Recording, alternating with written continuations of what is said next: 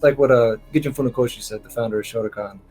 It was that karate is life, which you take that as a very superficial level, like go karate. But what he meant was that everything you learn here can be applied in day to day as well, and not simply in punching and kicking. Yeah. The philosophy that you apply, the way of thinking that you apply. I think my old karate instructor telling me that there's no such thing as a dirty fight has applied to quite a bit more than just fighting. You hear similar sentiments in things such as all is fair in love and war.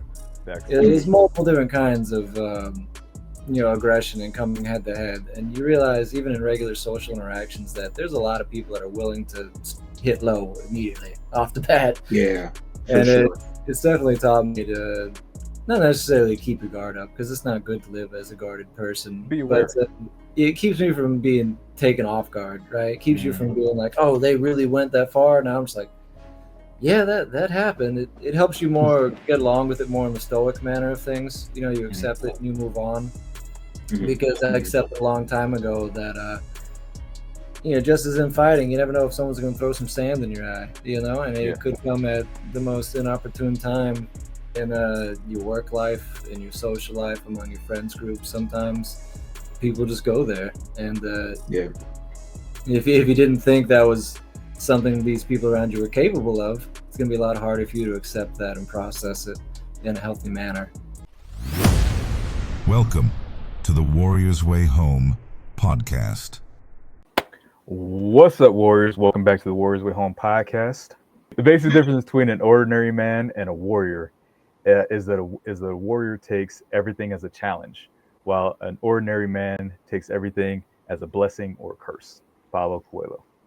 And man, that's what we're talking about today, is not the ordinary man, not the man who sees life as, a curse or a blessing, but the man who approaches life like a challenge. And that's, an important thing that we talk about is that warrior mindset and how we build ourselves in life. And a big piece of that is in martial arts, man. And somebody we're talking to today that we're happy to have on has definitely built himself into the man he wants to be, and is taking on those challenges in life and is actually seeking them out rather than running from them. He's done everything from bouncing, which we were just talking about some stories offhand that we're not going to bring on here about some of the bouncing experiences he's had, which are very entertaining. But, started out in martial arts when he was, 5 years old, started young, has been doing it for over 20 years, so that's a lot of experience to have in martial arts for anybody. Actually has 2 second-degree black belts in Shotokan, and I'm going to butcher the second name. He will remind me, so I'm not to honor it. I'm not going to say it right now until he tells me how to pronounce it. And also ranked 3rd place in the Kudo Pan American tournament, and is definitely a great guy so far. And the stash and the cowboy hat are iconic, and we are glad to have him here on the podcast and to grace us with his presence. Let's welcome Paul, the Kudo Cowboy. What's going on, man? How you doing? Yeah, doing good. Thanks for the introduction. That's your nickname now, is the Kudo Cowboy. More or less stuck now. Yeah, it's funny because the reason why I asked you to wear the gi in the hat is because I remember when we went to the Japan tournament. What was it? 2 years ago, almost 3 years ago now. Yeah. And they saw your picture. Where they were like, hey, send us pictures of all your fighters and let us know who's going to be coming from your teams.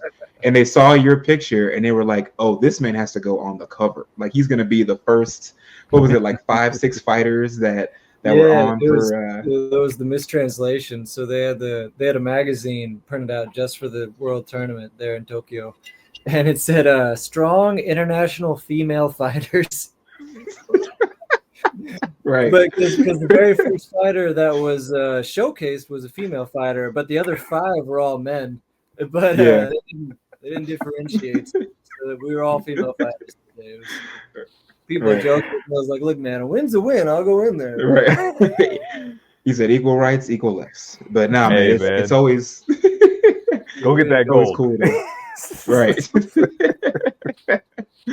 Yeah, man, it's always been cool. It's been super great training with you over the last couple of years. I know you just moved back to Texas, to take care of some family, but Interested to just kind of talk about your experience with everything. Like, tell us where you're from, how you grew up into the arts, like how did you get to be the person that you are today? So originally, I was born in Houston, and my father put me in Taekwondo when I was 5 years old, and I did that till I was about 8 years old. So I had a decent foundation, learning how to kick. For sure. He always joked that he only put me in there to learn discipline. He said after about a month of Taekwondo, I came home saying yes sir and no sir. Mm-hmm. And then For sure. we moved out, me and my mother, and we were out in Huntsville. And then I went into the Huntsville School of Karate and learned Shotokan, and I stuck with that for 15 years thereabouts. Mm-hmm. It took me a long time to get my black belt in that, but a lot of it, I was a kid. So once I took it seriously as a teenager, it took me about 5 years to get my black belt. Okay. Very cool. And then as life moved on, I moved to Colorado. I did MMA for a little while, didn't find a place I liked, and then I sort of stumbled into Kudo, and I actually misread the sign. I was doing private security at the time, and I was doing security at the apartment complex across the street from the dojo. And I saw it, and I thought it said judo, and I was like, I could learn some judo. Karate doesn't have any throws. And I walked in there for the judo class, and James Alexander, the instructor, he was like, "Well, this is Kudo." And I was like, "Well, yeah, I'm already here." One letter off. He beat me up. Right. And I was like, well, shit. Stay here now. Right. And then I also sort of stumbled into the other martial art there in Colorado. I trained in Kaju Kembo, which is a Hawaiian form of Kempo. Okay. Oh, nice. Yeah, I got into that because while I was working as a bouncer, I had kicked out this creep who was hitting on a group of women, and one of the women, I got to talking to her, and she said, "Well, my father's a master of martial arts," and he came up there to get a beer one day, and we got to talking, and then I found out he was, a master in Chinese Kempo and Kaju Kempo, and then I started training with him once a week. So it sort of fell into both of those styles. Nice, man. Man, that just sounds like a journey just in itself, right there. That's what I love about talking to martial artists, is hearing that backstory of how they, kind of went into these different martial arts and, got started with it, just because everybody has a different story, a different viewpoint. Whether they got into it when they were 5 or they got into it when they were 50. It's like that story is it's like almost like the hero's journey type deal. It's how you fall into it. It always is a great story. I love hearing it. One thing we talk about quite a bit with the podcast and everything we do is having the warrior's mindset. We really, really drill that in on the importance of it. It comes a lot from martial arts and, Bushido and all these things that we study, that we've gone through, the discipline of it, that when you go through martial arts, you kind of develop a different kind of mindset than a lot of people do. And, you start tapping into that warrior mindset of how you think about the world, how you move through the world. What would you say the warrior mindset means to you? How would you describe it? The warrior mindset, as far as my experience, is sort of the people that don't freeze when danger comes or a situation. I've been in a lot of situations where everyone either runs away or gets frozen on the spot and are undecided. It's the sort of people that have that mindset. They're like, okay, how can I help? What do I need to do? Or really just being self-aware enough to see is like, do I need to just get out of the way? Because some people just have that good Samaritan mindset where like they want to go, but it doesn't always help, right? Especially if you don't know anything. Yeah. It takes to be a real warrior. You have to be self-aware enough of your abilities to know when you can help and when you cannot help. And a lot of people don't have that, I think. For sure, man. It's if a fight breaks out, even as a bouncer, you can handle that. You run towards it. It's different when somebody starts shooting. That's a whole different thing. And you got to know, like you said, you got to know that difference of like not to have that hero mentality. If you're not trained to handle this situation, move out the way before you become a victim of it. Yeah, 100%. And like you say, you've always had some interesting stories, like at the gym where you come in like, oh yeah, last night this happened. But knowing, what I always thought was interesting is that you would talk about that time where, well, this is just more of a minor thing, or this is something that could be relatively more dangerous. So you definitely display that IQ to know the difference. You know what I mean? You pull back in fighting for the things that are not going to be good for the sport, but I know you can apply those things that where, should you be in a bouncing situation, it's a little bit harder, or rather you have a bit more freedom to do so because you know what's going to keep people safe. You know what I mean? Yeah, When there's you, different the techniques for those. no, for sure. So kind of circling back to you competing internationally, when was that moment where you said, I want to test my skills on the world stage, and like maybe not bouncing so much or security, but now I want to see how far I can go, and in the sport. When did that opportunity to test yourself come, and where have you been kind of since then? So that first came at the Pan American tournament back in 2022, I believe it was, down in Brazil. Mm-hmm. And I remember we had a few fighters getting ready for it, and I sat there, I was like, I know I can handle myself in self-defense, but I really don't know how I stack up against other martial artists.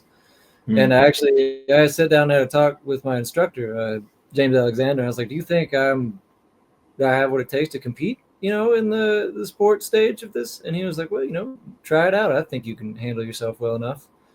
Mm-hmm. And thank God I had 2 fights that tournament, because the first one, it was the first time I ever fought, and the nerves got to me, and I lost the fight in like 30 seconds. Yeah. Gotcha. I went out the gate and threw a 100% power kick at someone's head, and he dodged it, and I fell because the mats were terrible. There were holes all in these, and they were gouged out, and he choked me out.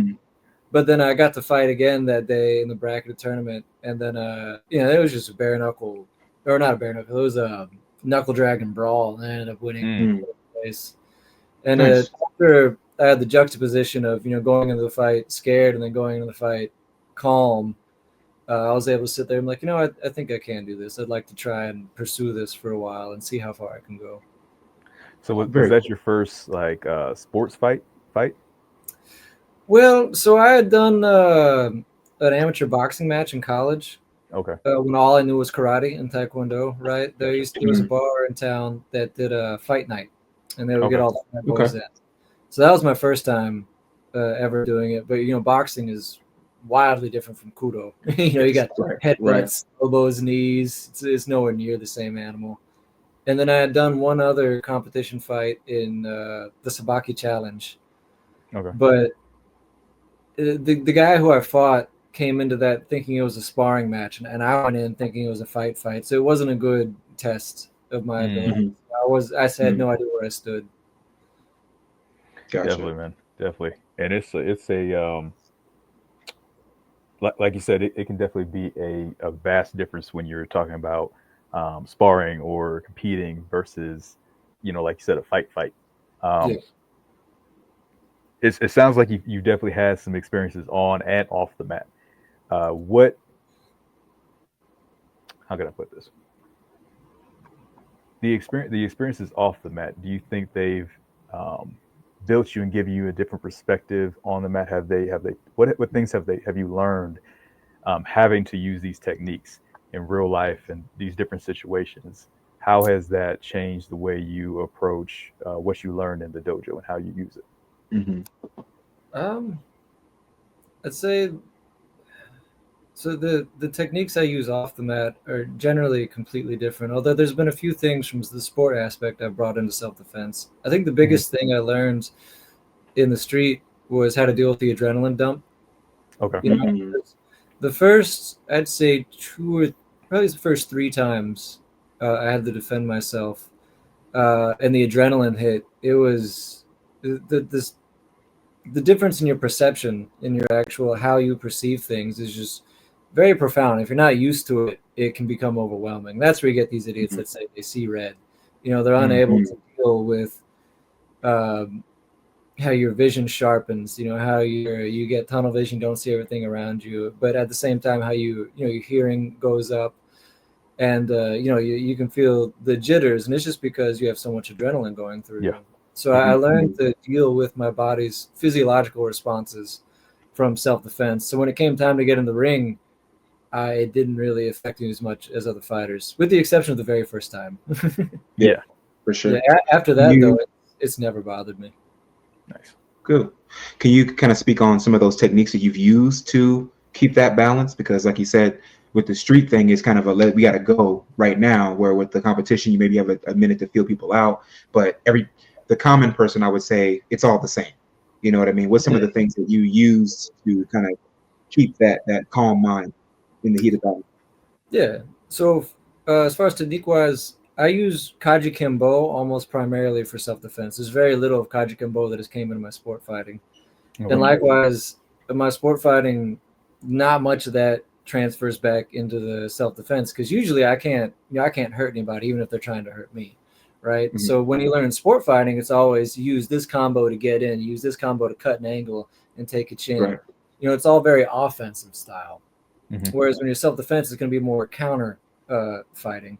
So usually I would use things such as wrist locks, Yes. you know, shoulder locks, elbow locks, but I use those before they had an opportunity to really fight me. Not so much Right. as what you think of. You hear a lot as in self-defense circles about, you know, preemptive strike. It wasn't so much that. It was times where people would throw their hands up like, "Oh, you want to go?" And I'm like, "All right, well, if you can give me my wrist, I'll just grab both your wrists. Like, you can't punch Yeah. me if I have both your hands." And Right. then they would sit there and they'd spend the next 10 seconds trying to struggle with the grip, and you know, no one's getting hurt. They're not punching me. I don't have to respond in such a way that I have to punch them. And if they manage to get out of it and try to throw a punch at me, well, that's when I'll transition to a shoulder lock. Yep. Or likewise, if I'm breaking up fights, I use wrist locks all the time. Mhm. You know, because someone comes up behind somebody else, puts them in a headlock. I need to break that up before somebody passes out, right? Yeah. Right. And I know for sure if I'm peeling them apart, one of them is going to throw a punch at me. Mhm. Mhm. And even if they don't throw a punch at me and they try to throw a punch at the other guy, I'm in between them, so I'm going to catch that punch anyway. So I would usually peel off the arm that's choking them into a wrist lock, and then I do a lapel grab or something like I learned in sport fighting. Because a lot of the stuff we do is fantastic if they have a jacket. Absolutely. So I use a lot of judo grips that I learned in Kudo on these people wearing leather jackets, you know, and things of that nature. And just a way to control the balance, you know, Yeah. because even if they're trying to beat me up, if I'm pulling them this way and pushing them that way, doing the rower's motion we learned, right? Yeah. You can throw a punch, it's going to come like, what, 2 feet from my head? Mhm. So it allowed me to control the situation enough that I didn't have to hurt anybody. But it's all still stuff you learn in martial arts, right? It's all still things I'm applying in a fight. It's just I'm not fighting back. They're just trying to fight me. True. And the thing I've seen probably the most is the distance piece in martial arts. So you could definitely tell somebody who's trained versus somebody who's not based off of how close they let somebody get to them or how close they get to somebody else. It's like, you know, because if you're a bouncer and you're talking and you're within arm's reach of the guy, you're sitting at the tip of his punch, you know, or like right in striking distance, and you're not, you know, at a certain distance.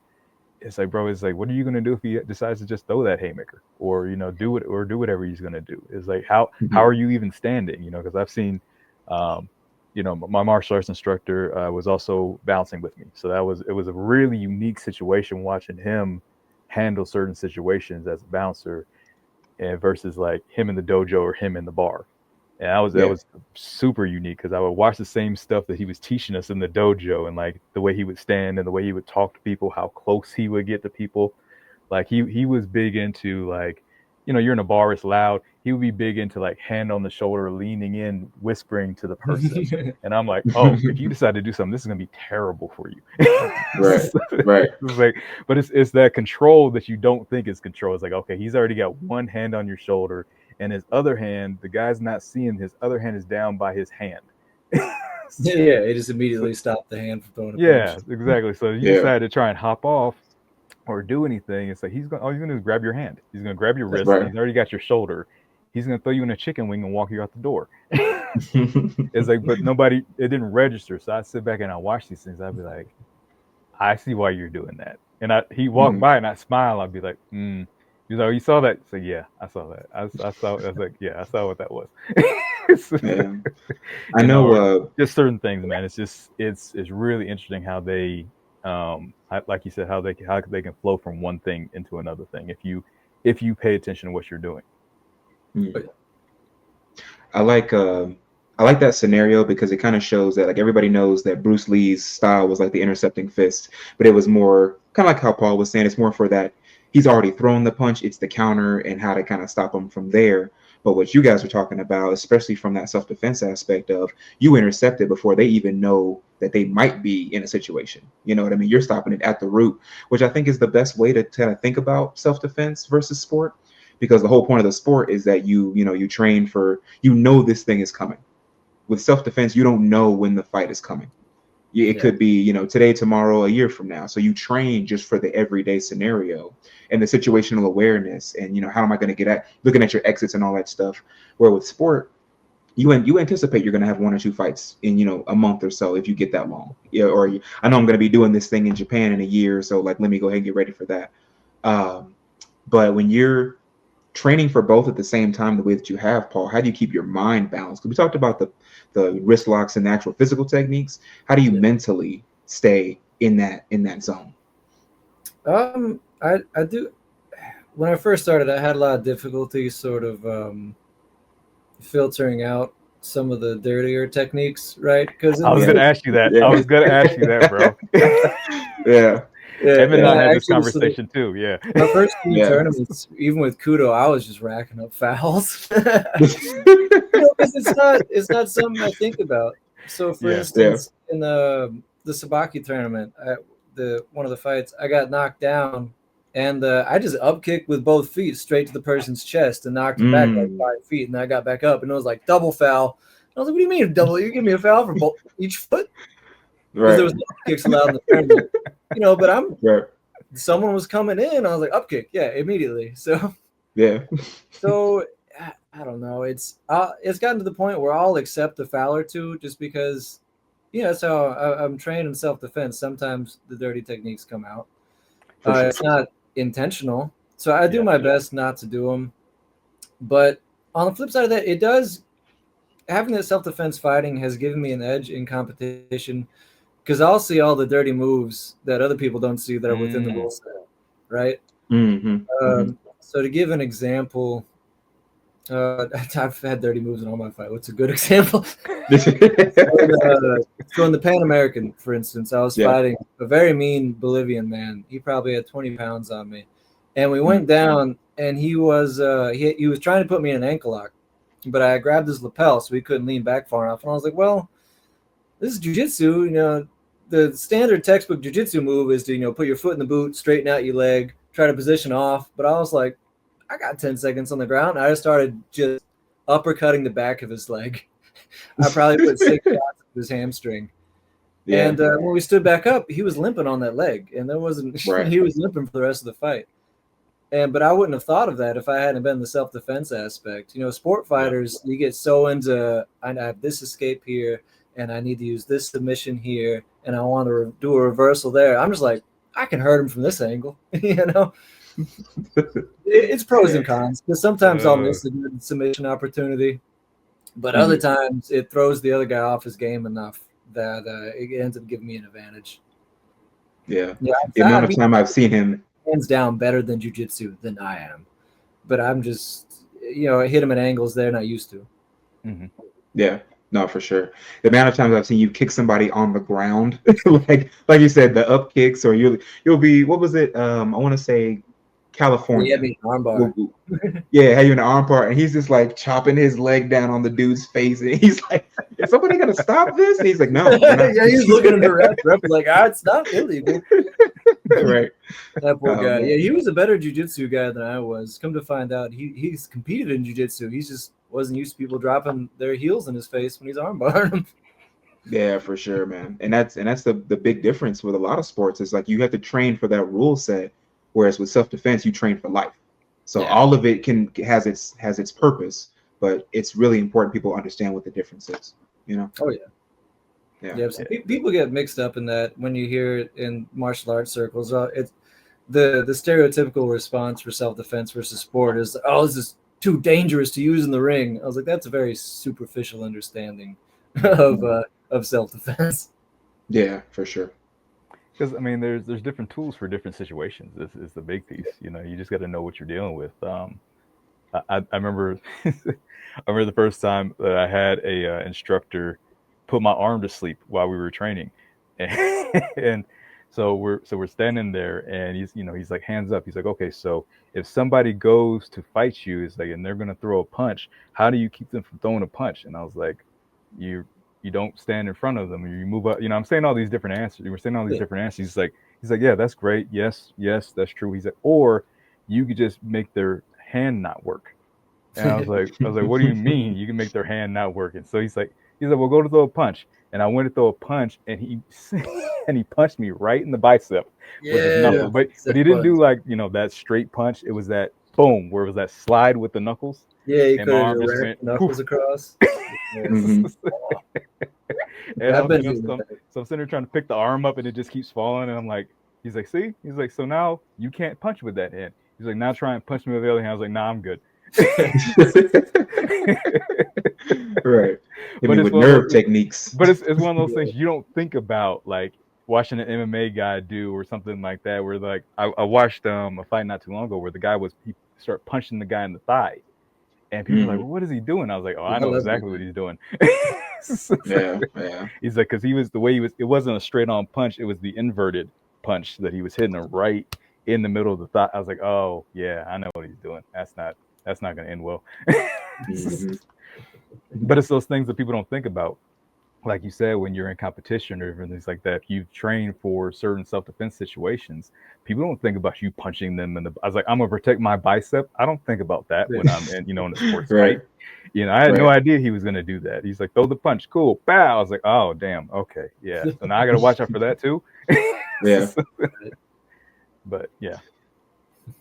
I like the opposite of that is like the headbutts for Kudo, because it's definitely like a maximum damage kind of thing. But if you start throwing those in real life, I think it might be one of those techniques where like you won't expect it, but it happens. Where like if you get that close to somebody, but not like the movie style, like rear back, or it's not just like the horns, like how we practice. So that's a definitely like another sneaky technique that you could use from sport and throw that in that self-defense. Which kind of leads me to my next question. Like, so we think the perfect man is somebody who what we call dangerously capable. You can handle yourself in the self-defense, but you can also handle yourself, just during regular life kind of thing. Jason Bourne. What Jason, right? Oh my God, it's Jason Bourne. What non-negotiables keep you disciplined and kind of under control, especially during those times where you don't want to be as disciplined? But non-negotiables, you mean with like morals and ethics, or my belief pit, or yeah, like your code. Kind of what keeps you going when in those moments where you don't want to, because everybody has those moments where like, man, I really don't want to get up and go to the gym, or like I worked a full night shift and I gotta get up, and I know I gotta get up and train because I got a competition in a month or 2 months or whatever it may be, and I really don't want to do it. What motivates you to get you up and get you moving and keep doing the thing you need to do? I wish I had better answers. So it's hard for me to get up and go. And so what I'll do is I'll force myself into fights or tournaments and be like, well, now I have to go because I have a tournament, I have a fight coming up. And I know that, I'm going to absolutely get destroyed if I don't train for this, and I'll go. But if I don't have a fight or a tournament coming up, I have a much harder time with that sort of self-motivation. It's almost like I have to put the threat behind myself to make myself work. I got to light a fire under my own ass. You got to have the mission. Have that mission. You have that focus. When you don't have that mission, you just kind of. It's easy. It's much easier to drift, and we talk a lot about that with like having goals. It's like you don't have a goal that you're shooting for. That's a lot of times when guys, we start destroying our lives. We start drinking a little too much. We start dealing with women a little too much, and next thing we find ourselves and we're doing random stuff, and we got the dad bod, and it's been a year since we've gotten in the gym type deal. Yeah, that's definitely. I have to have a goal out there, or I have to have a test coming up or something of that nature in order to make myself go. So I just look for those opportunities to give myself something to strive towards, because I just know myself well enough to know I'll fall off if I don't have it. For sure. Unfortunately, that happened to me I got my first black belt in Goshindo, and I was like in really good shape. This is back when I was in Ohio, probably around like 2016. I got in really good shape, did the test, and then I wasn't fighting at that point, so I fell off real hard. Like I probably put all the weight that I had lost back on within like 6 months. Mm. That And happens then I see my first black. yeah. Yeah, and I see. I went to go see my mentor at the time, and I was like, "Hey, man, how you doing?" He was like, "What happened to you?" And I was like, "Oh, ooh, nice to see you too." Yeah. Yeah, man. Oh man. So, you know, sports martial arts and just martial arts in general has gotten way more popular over the last probably decade. Between MMA and Muay Thai and Kudo starting to take the world stage and different things like that, especially like Instagram. And Oh, the yeah. minute you look up fighting or martial arts on Instagram, it is going to be in your feed for the next however long. We get stuff Yeah, on our feed all the time now. Um, you know, so with it being more popular with like guys our age, millennials and Gen Zs, and even that next generation alpha and everything like that coming up, are all really starting to embrace it. Um, why do you think it's gotten so popular now than it has been in the past? Because we're definitely living in a different time where when I first started taking martial arts, it was still more of the hard style martial arts where they weren't really concerned with how you felt about what they were going to do to you. For example, I think I told Edmund is like we used to train with the butterfly, to learn your splits, so that you sit in the butterfly stance, and they would put their feet on your knees and put their hands on your head, and they would stand to bring your knees down to the floor. They weren't you signed a waiver. They don't care if you complain Yeah. about it. You see, you get hurt, we're gonna put some ice on it. You'll be fine. Is like, but that's if you allow people to talk about millennials and Gen Z and everything, you hear them say they're soft. Why do you think there's such been a movement towards some of these arts that are trying to make guys tougher? What do you think that's about? In the U.S. at least, I think the internet has a lot to do with it. Just greater communication, more access, to knowledge. It also helps that we're in one of the country with the most immigration. We have the most other cultures coming to us. Facts. that's true. Yeah, to give a singular example, I know in the case of the name of the art just escaped me. What Bruce Lee trained in originally, his style, Jeet Kune Do. Yeah. or Yeah. what was original Wing Chun. Wing Chun. Oh, Wing Chun. Yeah. Sorry. So, for instance, I know there's a huge Wing Chun community in Germany because after the communist regime took over in China, a lot of the Wing Chun masters left and they all went to Germany, and so now they have a huge Wing Chun, community out there. So to give a small microcosm example, but here in the U.S., we have people coming from all over, so we have instructors coming from all over. And I think it's just saturated our society over the past few decades.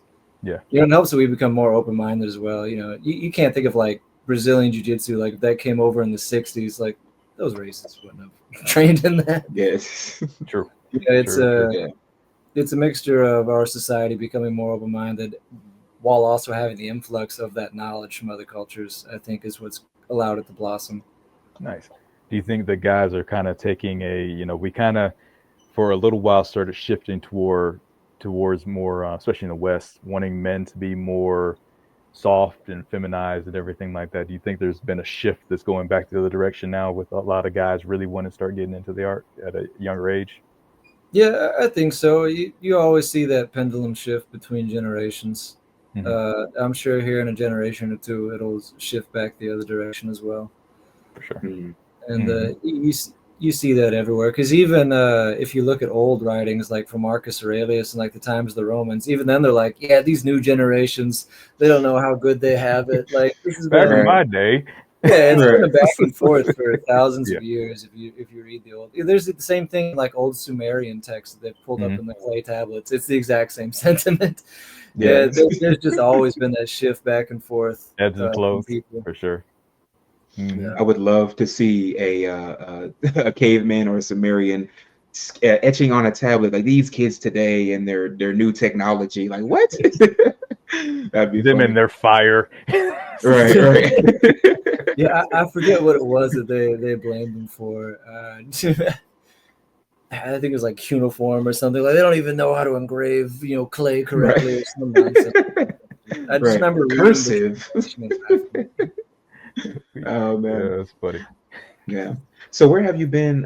So you said you started out with your first international competition was in Brazil. Where have you been Yes. since then? So I've after that I fought in the World Tournament for Kudo in Tokyo in Japan, Mhm. and then I've fought in the National U.S. Tournament in L.A., the North American Tournament in Chicago, and I've fought in the Mhm. World Cup in Bulgaria. And Wow. 3 of those 5 tournaments I was able to place and gain medals in. The World Cup and the World Tournament, I didn't get through the preliminaries on those, Mm, unfortunately. Mm. gotcha. So you feel Where, like you're. Oh no, go ahead. Go ahead, I was just Josh. gonna ask, where's been your favorite place to fight so far? Uh, Probably Tokyo. Tokyo was I was amazing. gonna I say, I love was like, going say to check it Tokyo. out. Yeah, it was fantastic. Yeah. When I see you move in these places, man, it's always very interesting to watch, and not just because of the hat and the mustache and the people who like want to take pictures because they like you look like you're somebody, when you're out traveling. But I've noticed you definitely like you're for the team, but you'll go off and do your own thing. Like you love trees and nature and just wanting to see some of the more historical or mystical sites and places. But you're always right back there when we need us and when we need you, and you're cornering for folks and helping the kids out and all that kind of good stuff, man. How did you cultivate such like that cool presence and that demeanor that everybody seems to gravitate towards? No, I'm not sure. Overseas, at least, I do play up the persona of the American. Specific, I play up the Texan persona. I Yeah. feel Yeah. but part of that is it's understanding the masks society expects of you, and Mm. part of Yeah. it is knowing how to strike that balance. Because society expects a certain thing from Americans, right? Well, globally. And Yeah. I don't have a problem playing into that if it brings smiles to people's faces. I'll only pack my cowboy boots and have no other shoes, if I'm going Yeah. overseas. Because I know full well, but I do it to bring a smile to their face. And I think that the more self-aware people overseas realize that it's not fully that you're putting on a mask, but you are um, you know playing a character for everyone's amusement.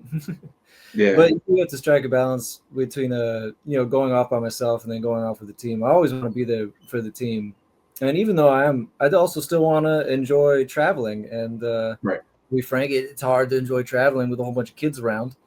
No, So for I'm not sure. always going to be around all the children and the parents. I'm gonna do Right. all. Right. When the Right. kids need help with their fight, of course I'm going to be there for them.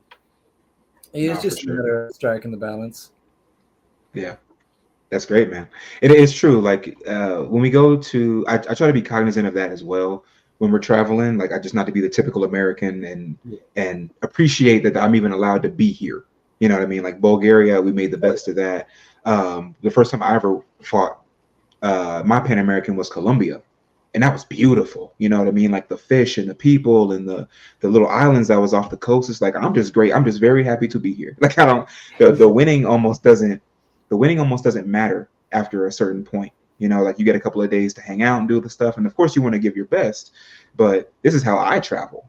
Whether it's being an assistant coach or fighting myself, it's great to be able to do that. Especially the way that things are now, and still be able to connect with folks during like the parties and the helping each other train and all that kind of stuff. Oh yeah, yeah. Yeah. The human connection is very important. I always try to learn just enough of the language that I can be polite in their own Mm. Yeah. language. Try to learn some of the norms. Because you Mm. can't just go over there and do whatever you want and expect everyone to follow your social norms, right? So I Be always the try to average look Right. up. American. Yeah, I try to look up what's polite. And people everywhere that I've gone have responded to that. If they see that you took at least a little bit of effort to learn their ways, then Yeah. they're your best friend. But if you go in there thinking you're hot shit, they're they're gonna respond to you negatively. Even if you Right. don't speak the same language, they're like, yeah, I don't want to. Oh, you're lost. Oh, that sucks, American. Right. Right. Yeah. Oh man, so we need to develop some personas. I'm thinking I'm gonna maybe do a Russian persona when I start traveling around. just You're gonna just to wear a throw people off. Be like, yes, very Right. good, yes, yes. Homeland. I'm from Mother Russia. Yes, yes. Right. Start wearing the Russian style hat. Just just to have a good time. Just to have it's a black Right. Russian. Yes. Oh man. So You know, it's, and like you said, I think you said something key with a lot of guys we're talking about. It's so important, and it's something, you know, we tell a lot of people is get out and travel, man. See Oh, more than Yeah. just where you grow up or where you live. Get, you know, talk to different people from different cultures. You know, meet different people who have different experiences than you. You don't have to agree with everybody and everything that they do. No, it's like, but go out and see some different places, man. It gives you a whole new perspective just on yourself as a man. You know, when you go and you travel the world, and the confidence you come back with, if you know that you can go to a place and you don't necessarily need to be with, you know, 40 other people, you can be by yourself and move and still, yeah. you know, meet new people and have fun experiences, and, you know, come back with stories, and, you know, people texting you from different countries and stuff like that, talking about how much fun they had with you, that you just, Hmm. it's like, oh man, how long you knew it? And I just met him on the bus. Right. But you said he took you home to have dinner. He did. I just met him on the bus. Right. It's like, wow. It's like, I don't know. You start to learn more about yourself when you put yourself in those situations. It makes you stretch. It makes you grow as a Oh, man. yeah. You know, versus and like I said, I think that's how you gain confidence. You know, even when you're not aware of it. You know, just by putting yourself in those situations that most people wouldn't or couldn't handle in a lot of cases. And it doesn't even mean anything dangerous. Just getting outside your comfort zone. You know, like I said, trying new food, learning a new language, just even because saying hello to somebody and that's all you know in their language is hello and thank you. That is a very uncomfortable thing. That is not the most comfortable thing because you don't know how this is gonna go. Yeah. But the more you do that, the more you put yourself in those situations. If I could talk to somebody that I only know 3 words in their language, I could talk to anybody else. Yeah, right. Yeah. You know, so it just makes you grow as a guy. So we definitely are big proponents of guys getting out and traveling and seeing more of the world and learning more about themselves in the process. Mhm. What do you think has been the best piece of advice you've gotten on or off the mat that you can think of? Best piece of advice. That's a hard one. Um, got me on the spot now. Hey, Take your time. Trying to think of all the pieces. My father only really gave me advice about women, so that none of that's applicable. I don't know. It depends on the situation. That's a fight, right? that could be a fight sometimes. I've heard some advice about women that definitely apply to life. You know, Yeah, I think my old karate instructor telling me that there's no such thing as a dirty fight has applied to quite a bit more than just fighting. You know, you hear similar sentiments in things such as all's fair in love and war. There's multiple different kinds of aggression and coming head to head, and you realize even in regular social interactions that there's a lot of people that are willing to hit low immediately off the bat. Yeah, for And sure. it's definitely taught me to not necessarily keep your guard up because it's not good to live as a guarded person. Be aware. But it keeps me from being taken off guard, right? It keeps you from being like, oh, they really went that far. Now I'm just like, yeah, that happened. It helps you more get along with it more in the stoic manner of things. You know, you accept it and you move on. Because I accepted a long time ago that just as in fighting, you never know if someone's going to throw some sand in your eye, and it could come at the most inopportune time in your work life, in your social life, among your friends group. Sometimes people just go there, and if you didn't think that was something these people around you were capable of, it's going to be a lot harder for you to accept that and process it in a healthy manner. Humans will be humans, man. It's like you should definitely expect people to do what people do. You know, like I said, not put yourself too over, not so open that you put yourself in a vulnerable situation. Anything, you know, like I may trust Edmund, fully, but that doesn't mean I'm gonna hand him my wallet with thousands of dollars in it and not pay attention to where he's going. Like, because it may not even be him. It may be somebody else that attacks him, and then my wallet's gone. But I wasn't paying attention, so I end up in a situation now. So it's you got to be able to trust but verify. I've ran in a circle where that was the norm to kind of hit low. You know what I mean? And I had to catch myself in other circles because like you are the majority, you're the you're the amalgamation of what the people that you're around, kind of thing.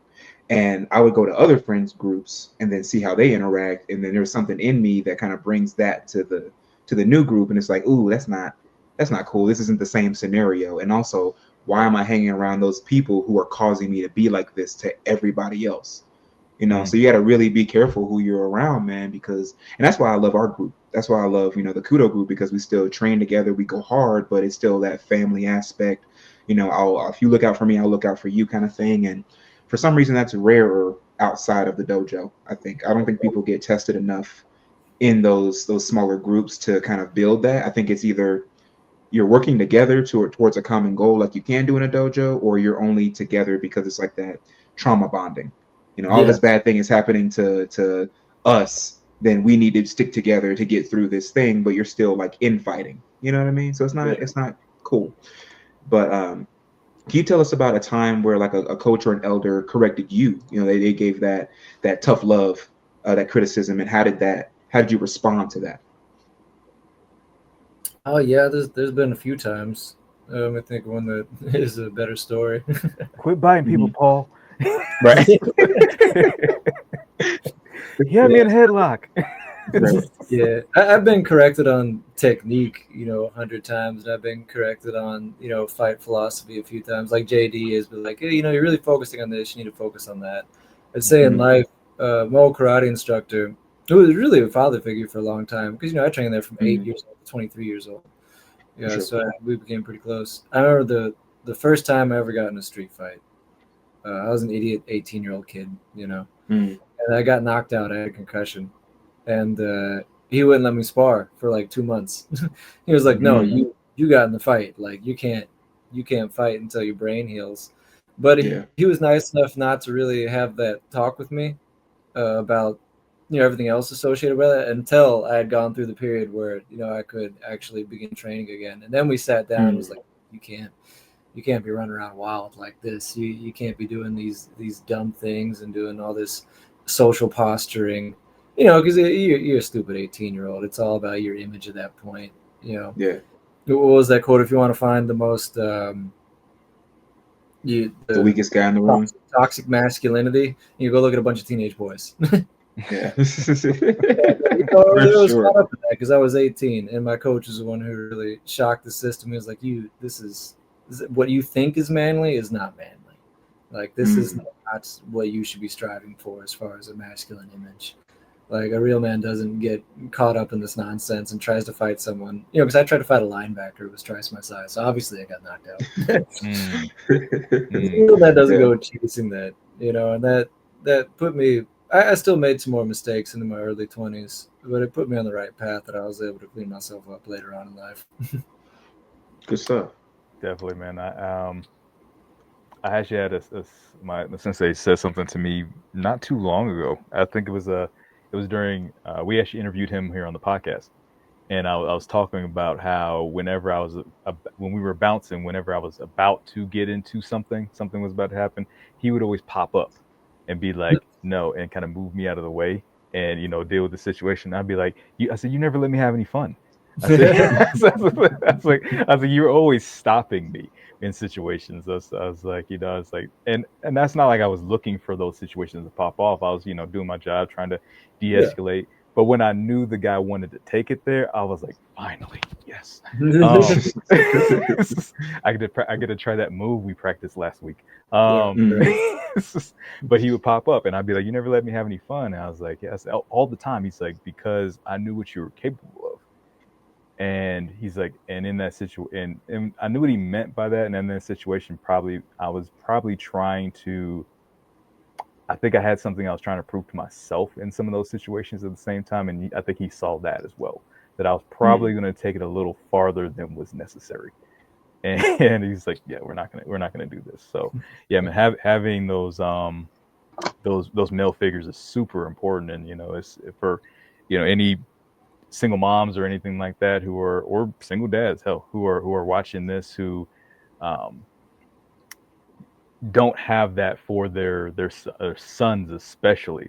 Find that immediately. If I can give any advice to like a single mom or anybody who doesn't have a their son doesn't have like a solid male figure in their life, put them in martial arts, man. Find a good, solid martial arts instructor, whether it be boxing or taekwondo or kudo or whatever it may be that you can get to. Put them in a very solid structured martial arts, because that's one of those things that get them around a group of guys like we talk about who are moving in a certain type of way. It can definitely save your life, because a lot of those guys, a lot of the problems we have now in society is because a lot of guys didn't learn how to move as men when they were growing up. Yeah, And I mean, then just you look end at up- Mike Tyson. Jeez, Hmm? his Yeah. story. That's the epitome of that.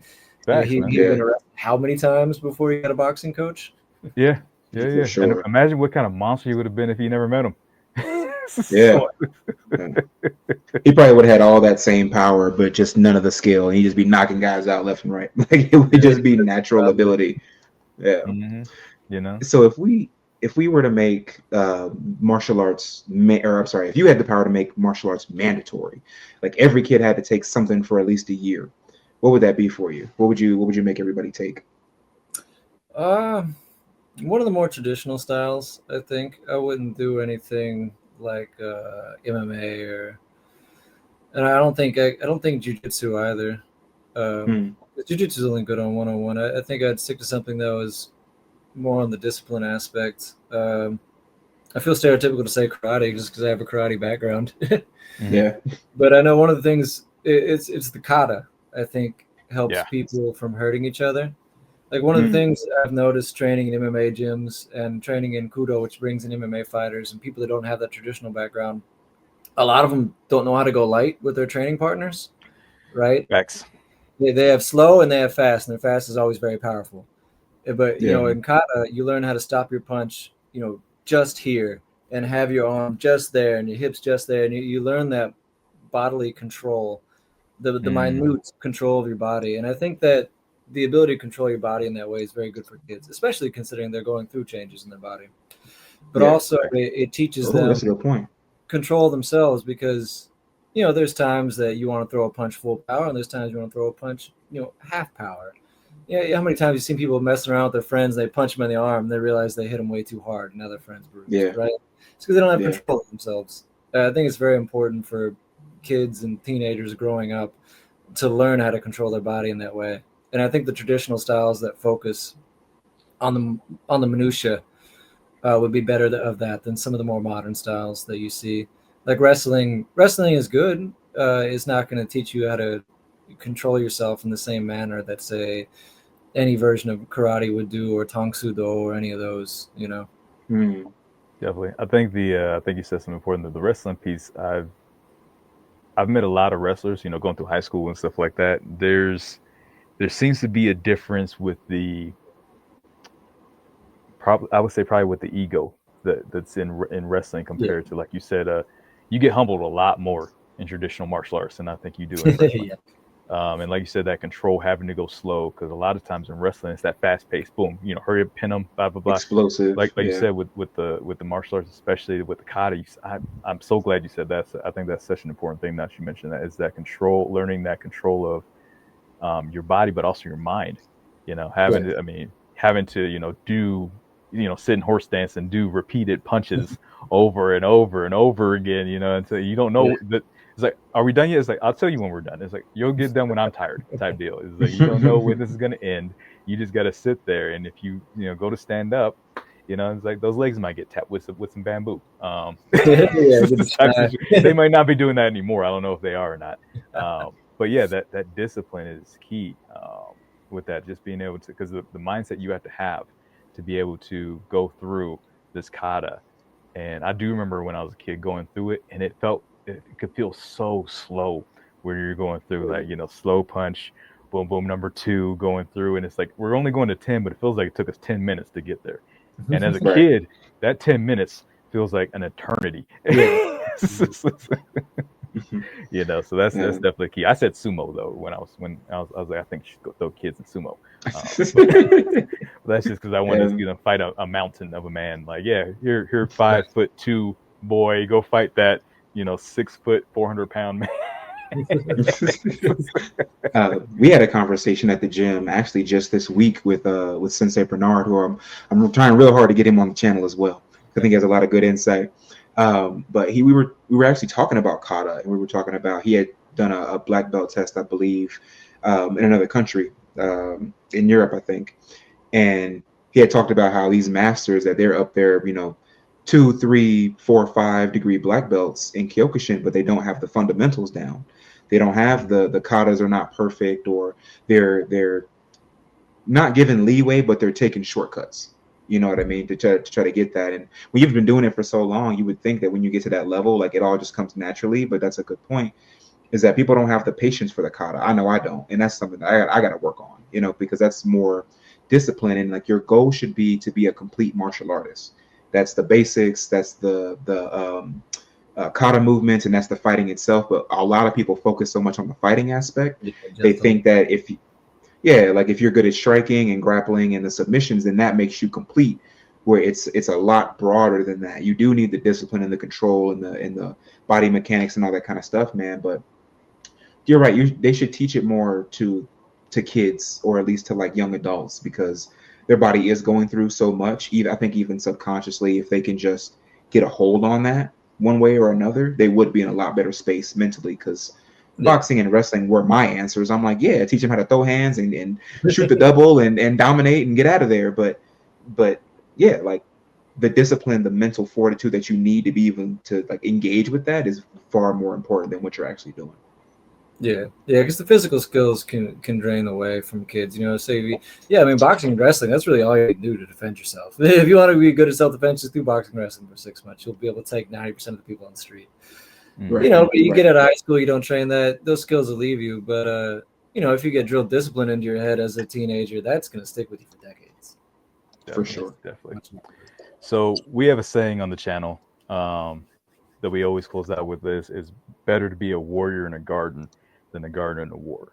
Yeah. And we've definitely touched on that here in pieces in the conversation. What does it mean to you when you hear that saying? What does it mean to you to be a warrior in the garden?